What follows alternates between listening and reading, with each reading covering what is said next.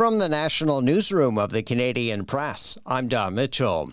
The union representing roughly 55,000 striking Canada Post workers says the company's latest contract offer is a major step backwards in labor negotiations. The Canadian Union of Postal Workers is mulling over an offer tabled by the Crown Corporation yesterday that included many terms from previous offers and added provisions related to expected job cuts. The federal government announced plans last week to transform Canada Post, including ending daily mail delivery, closing some rural post offices, and moving most homes to community mailboxes. A spokesperson for Canada Post said their new offer is within the limit of what the corporation can offer while maintaining good jobs and benefits for employees over the long term. Meanwhile, contract talks have broken down between BC and community health workers. British Columbia's Public Service Workers Union says talks are on hold between the bargaining association representing community-based health workers and the Health Employers Association of BC. The BC General Employees Union says nearly 23,000 health workers represented by the Community Bargaining Association have yet to vote on a possible strike. Elsewhere in BC, Fraser Health warned residents in one Lower Mainland community that the emergency room at the Delta Hospital will temporarily close for more than 12 hours this weekend due to a doctor staffing shortage. It says in a news release that the interruption will take place from 6 p.m. Pacific time tonight until 6:30 a.m. tomorrow.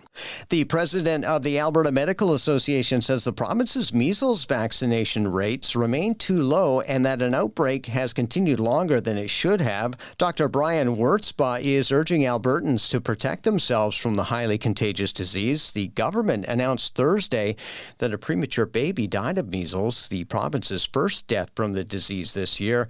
Alberta has recorded more than 1,900 measles cases in 2025.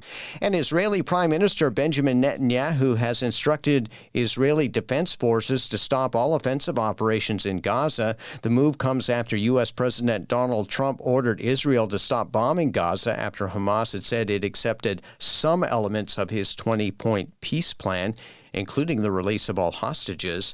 ABC's Ian Pinnell is in Jerusalem with details on peace talks scheduled to start almost immediately. Indirect negotiations between Hamas and Israel are going to get underway in Egypt, we expect tomorrow, with Special Envoy Steve Witkoff and President's son-in-law Jared Kushner heading the American delegation. But I think it remains to be seen whether President Trump's will alone can force the two sides into making the necessary concessions. Trump's proposal, unveiled earlier this week, has widespread international support. This is the Canadian Press.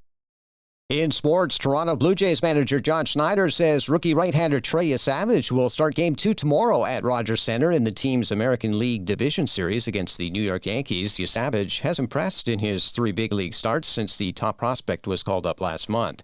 Sam Surridge's 80th minute header for CF Montreal to settle for a 1-1 draw against Nashville SC in their final home game of the season. Dante Seeley scored for Montreal and has now scored 7 goals in his last 9 Major League Soccer games. In the CFL, the Calgary Stampeders are in BC to take on the Lions. Calgary is on a 3-game losing skid and not only trying to avoid a 4th straight defeat, but also losing second place in the West Division to the Lions tonight. And former NFL quarterback and current Fox Sports analyst Mark Sanchez is in the hospital after he was apparently stabbed during an overnight altercation in downtown Indianapolis. Police released a statement and they didn't identify Sanchez, but they did say they were investigating a confrontation that occurred early this morning between 2 men. From the Canadian Press, I'm Don Mitchell.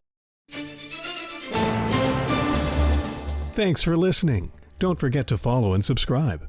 For more of today's top stories, visit thecanadianpressnews.ca.